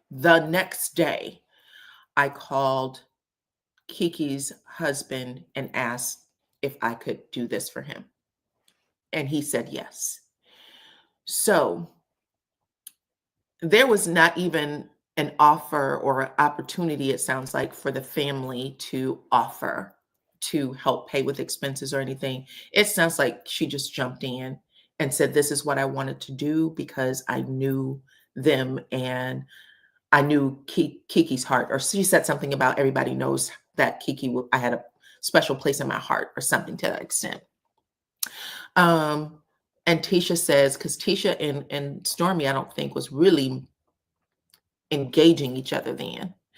It was really, really nice for Stormi to do that, because y'all know, if you've ever had that type of experience, your mind is spinning like a top and it never stops. It never stops. You don't know what's going on around you. You don't know how to feed yourself, or, you didn't know the last time you drank water. Like there has to be a village of people to just kick in and say, this is what we're doing with the kids. This is what we're going to do today. This is, if not, you won't make it. You shouldn't be driving. You shouldn't be doing anything, because it takes you off. It throws you into a whole nother realm of reality. And you have to count on people to step in and do that for you. It sounds like he said to her, according to what she said, we were just having the conversation about how we were going to pay for it. So you are my angel at this moment and helping. And I know that I have seen Tisha with all of Kiki's children. I think she had an auntie day where she had the little baby, and she had the daughter that looks exactly like Kiki in the face. There was a birthday party not too long ago, I think in December sometime, where the daughter was at Tisha's house, again, spitting image of her mother. And I know they also went on a family vacation where this was last year. And I know this because I saw the pictures on their social media, where the Kiki's daughter was on vacation with them, because Tisha's daughter and Kiki's daughter are sister cousins, just like their mothers was once sister cousins. So that would have to be hard a little bit to live. I mean, part of it'll make you happy, but also it'll make you sad, right? It'll make you sad. Um,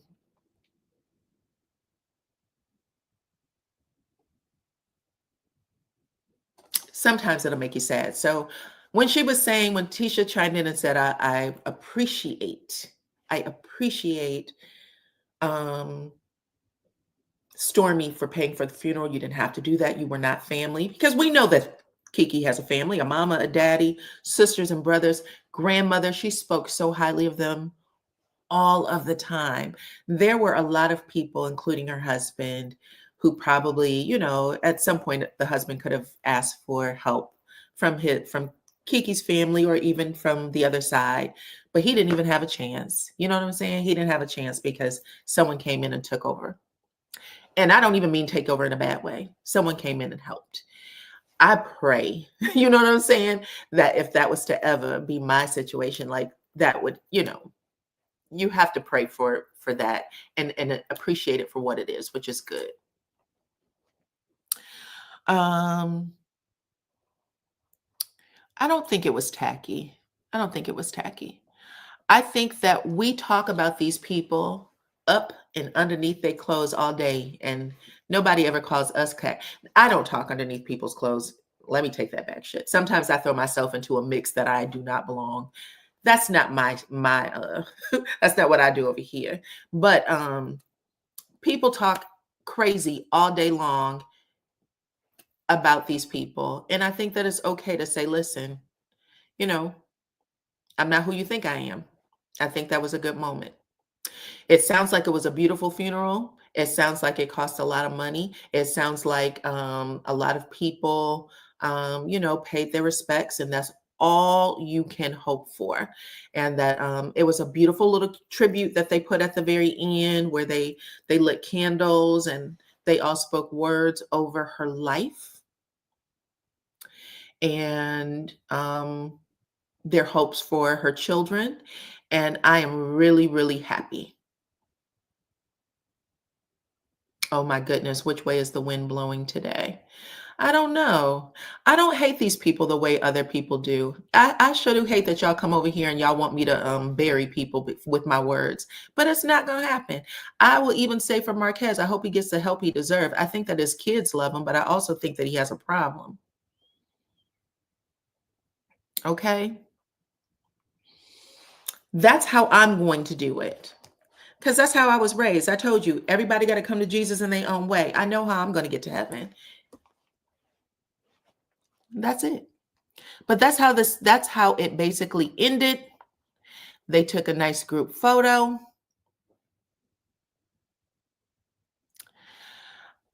I hear what you're saying about Tisha and the husband. My assumption would be that if you don't like him, you don't like him. But that doesn't stop her from calling his house and saying, can I take your daughter, my niece, on vacation with us for a week? Can she come over and spend the night? Y'all have to realize that adults do adult business, and sometimes the shit ain't always good, but it's how you love your children and it's how you treat the children with respect. And knowing all of that, that husband said, it is okay for my daughter to go to your house. It's okay for my daughter to go to your house despite what you and I have going on. Okay? Because I ain't gonna lie, me and Clone in the house, if my mama was beefing with somebody, I don't care if it was her sisters. We weren't allowed over there. We weren't allowed over there. Oh my, can we go? No. Okay, I don't like that bitch right now. I don't know what she plan on doing. I don't want y'all coming home sick or something else because she wants to get back at me. Because that's how people are. Okay, that was my mama. That's my mama. That's how she played it every time. Don't even ask. Facts. Clone in the house knows we could not do it. I'm gonna tell you, my mama didn't get along with my dad's new wife either. He had begged my mom. He said, "Listen, this is a true story." He said, "Can I take me and my sister to his house and we spend the night over there?" Because he had some other family coming in, and he wanted all of us there. He wanted his whole family there. And my mom was like, I got to pray on this. I got to pray on this, child. And she said, just talk to me tomorrow. I'm not sure. I'm not sure. And she started asking us, and we were little. So we were like, yeah, we want to go. We want to go. Child, I swear to you, she started crying when we said we wanted to go. She started crying. And she said, all right, but y'all got to call me every day and right? So she packed our shit. She told him to come pick us up. We spent the night for one night. We were supposed to be there the whole week. We were there for one night. And she pulled up in that damn Buick, unannounced. And she said, get y'all shit. Get in the car. Get your shit and get in the car.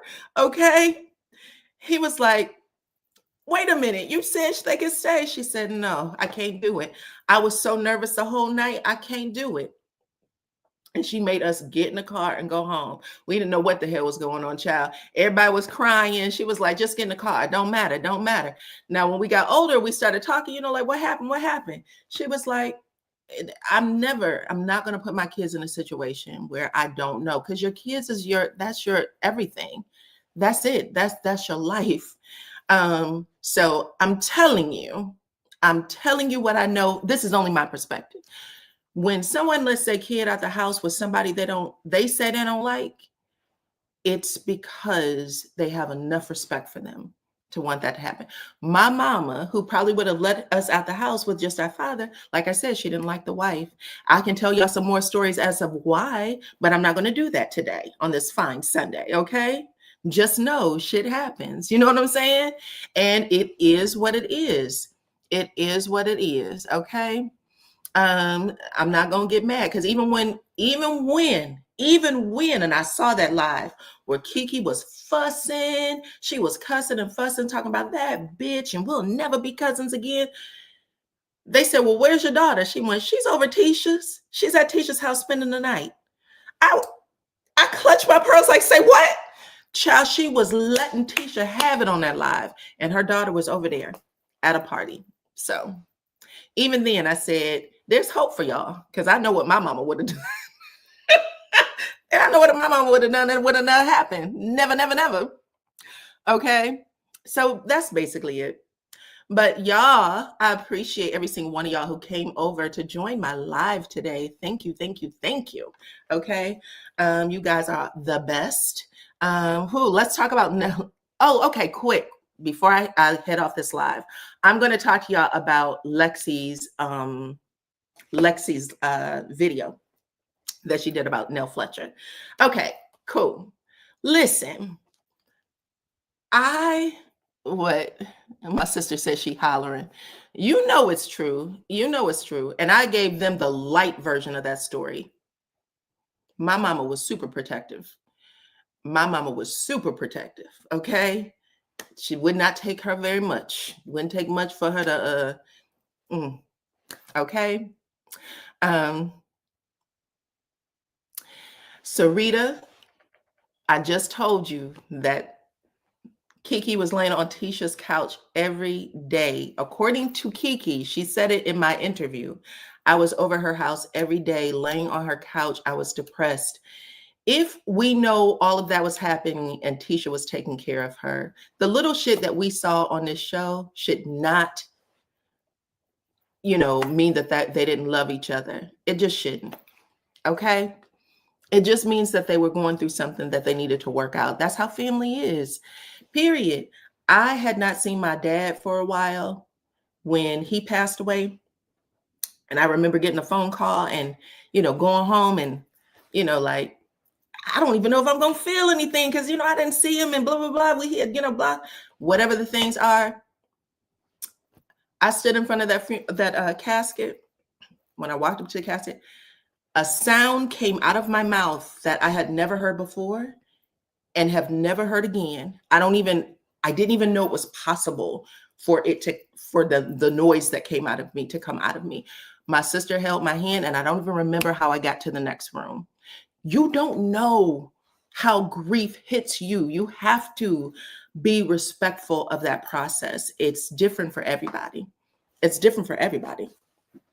Okay. But they had some problems, and it is what it is. It's unfortunate, but I thought she handled herself. She said, I had to carry you. Did you have to carry me? I don't remember. I don't remember what happened after that. I don't. And I'm not even making that shit up. I'm serious. It's just one of those things. You guys, and because I know that, and I was really walking in here because my sister was the one like, I don't want to do, and I was just like, girl, we just gonna go in and out. You know what I'm saying? We're gonna pay our respects. We're gonna go in and out. We was holding each other's hand walking up there. I don't even remember what happened next. It was like that. I woke up, there was 100 people in the room talking about, you okay, girl? I'm like, what happened? It's funny now, but it wasn't funny then. Okay. But that shit will take you. You just got to give people their space.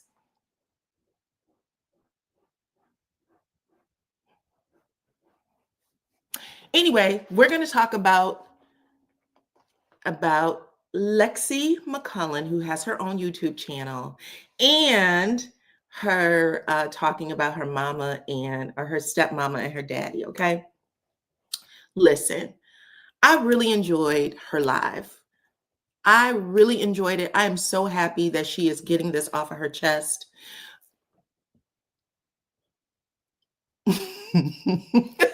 My sister's still talking mess. I was so happy that she was able to get this off of her chest. A lot of what she said lined up with what Nell Fletcher actually said. You know what I'm saying? She basically said, first of all, she gave her so much grace. She gave her so much grace.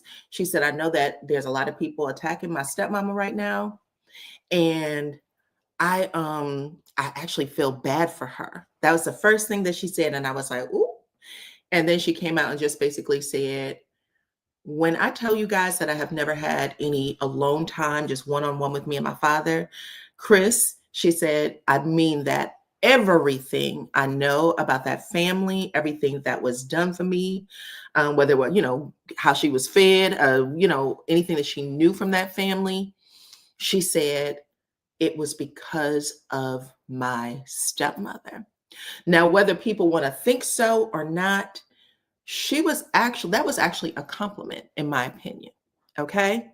It was so respectful. It was so respectful. I read through the comments and I was like, well, what did y'all watch? This isn't the same. She's basically saying that she was the head of the household. If y'all watched my review for that particular episode, the dinner scene, and even the lives that I did after, I said, Nell Fletcher is the breadwinner in that family. She is the breadwinner. She is the leader. I said that. And we were like laughing and joking, but I was like, child, this is giving me a whole new appreciation and respect. Nell Fletcher has 3 children, a bonus child. Lexi's a stepchild. We're going to call her not a stepchild. We're going to call her a bonus baby too. So the niece and Lexi. But she said, listen, when I was little, I remember going over there visiting. It sounds like everything was all good. As she started getting older, she said everything changed after Chris had an affair, got kicked out of the house or left the house, and ended up at another woman's house, raising the children over there and ignoring his own. And that is pretty much what Nell Fletcher said in an interview. She said everything changed with me and Lexi after that because Lexi thought that I was keeping her away from her father. Lexi said the same exact thing in the interview. I gotta be on the show I can produce.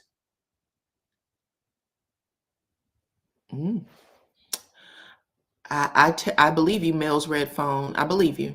So she said, at the same time, when I was listening, I was like, well, she's not lying. A lot of what she's saying is right on par with what Nell Fletcher said.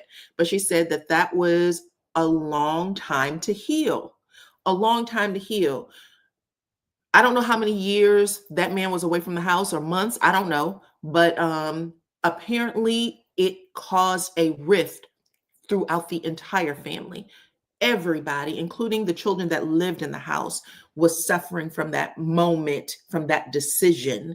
Okay. He finally makes it back home, and coming back home does not mean everything is okay. You still got to work that shit through. So she said, once he came back home and things appeared to be like I could come back and visit and shit like that, she said Nell Fletcher was drinking all the time, which I don't think any of us thought she was lying. I mean, listen, you go through life, you have these experiences one time. You know what I'm saying? It's your first time going through it. That's the shit you're going to do. Okay, people are saying he was with out there 18 months. Okay, she was still mad as hell. They would go to dinner someplace and he would say the wrong word or breathe funny or whatever the fuck he was doing, and she would let his ass have it. That's normal. That's normal. I know people want to think that you're going to do everything right. No one's going to do that right. No one is going to do, you had an affair on me, and now that you're back home, we're going to just be all good. That's not going to happen. That's not going to happen. She was trying to figure out how to be in that relationship with a man that had hurt her badly, even if she still loved him. She had children that she still needed to feed. There was a whole lot going on. And as Lexi gets older, she might have a different perspective of that situation. She's what, 33 now? Even though it wasn't bad, she was saying, listen, if my husband had an affair on me, I don't know what the fuck I would do. I would lose it. Okay, 33-year-old Nell Fletcher, or however old that was when that happened, she lost it. She lost it. That is going to happen. Period. I didn't even think that was a bad thing to say. Personally, I hope that Nell and Chris do not come out and try to dispute anything that woman said. Let her have her feelings. The most you say, if you say anything at all, is I'm sorry. That's it. Even when she said at the end, I mean, she talked about how, I guess, money was tight for them. And because money was tight, when she would ask for things, or, she saw that the other kids was getting something and she was like, can I have this? And she was like, well, we pay child support. So Nell Fletcher at some point, and I don't know what their financial situation was. Lexi can't say for sure either, because she was a child as well. But she said, I learned to stop doing certain things that what was favors to that family or to the other children were not to me. And things that pissed her off or made her feel bad, like she wasn't a part of that group, was that she didn't have her own room. I guess when they would go out shopping, Nell Fletcher, you could have, you know what I'm saying? If you was going to buy people stuff, you should have bought her something. You know what I'm saying? I do feel that. But I also think that at some point, Nell Fletcher recognized that she fucked up with Lexi. And I think that when she gave her, what was it, $22,000 or whatever that amount of money was, she thought that money, gifting that money, was going to make her feel better or erase her sins. And I don't think that's what Lexi needed. Even though the money was nice, I think that she was looking for a real acknowledgement of, I did wrong by you when I did X, Y, and Z. And I might not always be able to give you everything that I give the kids here. But if you need something, you should call me. If you need something that you can't get at home, you call me. That's how that works. And you might not be able to say that until you're an adult and you've lived through some shit. That's it. That's what it is. Nobody knows how to do that the right way the first time. And if you do, you're lying. If you said that, you're lying, period, because that's just not how life works. You got to live through it and know how to do it. Okay. So let's start there.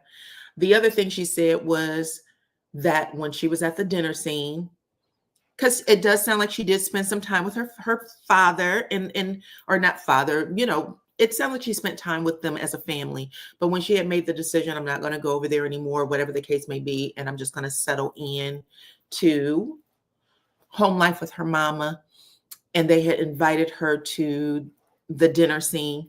She said she's going to talk more on that on a later date. But she did say I've never cursed at Nell. I've never disrespected Nell because Nell would have whooped my ass. I looked around that room and I knew this was the perfect time for me to say how I felt about Nell. She said what she felt, but again, her resentment comes from a long time ago, years ago, with a woman who didn't know how to navigate herself. She was working at the Dollar General. She said she had a nasty rash that would stay on her neck all the time. And even if her husband came home, she still didn't trust him. She didn't trust him. And he didn't sound like he was taking care of business. Okay. He didn't know how to make her feel safe. He didn't know how to make her feel secure in that relationship. And Lexi said, again, grace. Lexi said, if she wasn't getting that from my father, how was I supposed to get it from my father? That's what happens when you grow up. You get to see things a little different. And you will continue to see things different as long as God gives you another year to do it. That's it. Had this conversation with me when I was in my early 30s about my dad and the shit I saw, I would have been like, blankety bloop, bloop, bloop, bloop, bloop, bloop. Okay.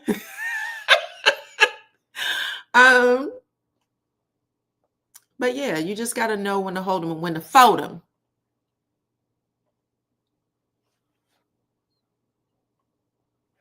Thank you, Mel's red phone. I appreciate you blessing the channel, baby. Yeah, you can tell. I saw the same thing. I believe it. You mean to tell me you're older than 30? Unfortunately. I shouldn't say unfortunately, Jesus. Oh, please. Don't let this be the end. I need as many years as I can get. Okay. But I loved how she told that story. I thought it was great. I did not think it was disrespectful. I think that I thought she was great. I think she was great. Okay. And I think that everything she said is true and honest to who Nell Fletcher is right now. I don't think that Nell Fletcher, I think that's her personality. It's her personality. I think she's fun. I think that when she gets tired of people, she fusses. She reminds me of my auntie. I think that she's amazing. I like her. Chris wasn't paying child support. Yes, she talked about the child support, that he wasn't financially there. I said this in my previous reviews. I said I thought that Chris, he's cute. You know what I'm saying? But he broke. No, I'm kidding. I think that he is. I think that Nell Fletcher helped him out. Okay. She built a family with that man. And you stay with somebody long enough, the tables will turn. Sometimes you're on top. Sometimes your spouse is on top. You are rarely ever going to be right here doing the same thing. You know what I'm saying? And it was just one of those things.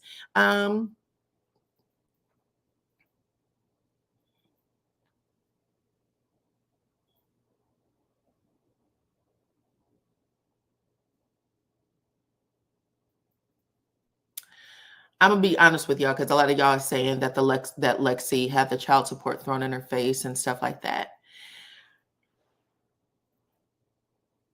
I say that you have to recognize that sometimes parents can only do what they know how to do. You know what I'm saying? We're not perfect. Parents can only do what they know how to do. And really, all of us in life, we're all taking this journey for the first time. Every day, our eyes open, period. We're going to have some experience. If you put enough good out there, you know what I'm saying? Because we're going to do some horrible shit. That's just what it is. To our kids, to our parents, to our spouses, whomever. We are not always waking up doing everything right all the time. We're going to hurt somebody. But the fact of the matter is, if you put enough good out there, they will look at you and say, I know that was a moment and you didn't mean it. You know what I'm saying? Though you'll have some grace. Someone will say that she's a good person who had a bad moment. That's all you want. A good person who had a bad moment. If you are always a bad, horrible, lousy son of a, you know what I'm saying? That's a different story. But all of us have, all of us have said some things that we shouldn't have said to somebody, period. We've all said things that we shouldn't have said to our loved ones, period. It is what it is. The only thing is, people that we never met before is telling us what they did so that we can judge them. We keep our secrets to ourselves. That's it. That's the only difference. But that's it. That's a fact. That is a fact. Y'all know it's true. We don't go around telling people our dirty, the dirtiest part of us ever. And on that note, ladies and gentlemen, okay, I am going to get up off of here. I think you guys are amazing. I appreciate every single one of y'all for coming over and hanging out with me today. Okay. I want to say thank you to all of my moderators. Thank you to everybody who blessed the channel. Everybody who watched. Follow me on all my platforms at DYANAROZAY. Okay. I appreciate y'all for rocking with me, and I'll catch you on the next one. Thank you, Trisha, for the receipts, and I hope all goes well for you, baby. Bye-bye.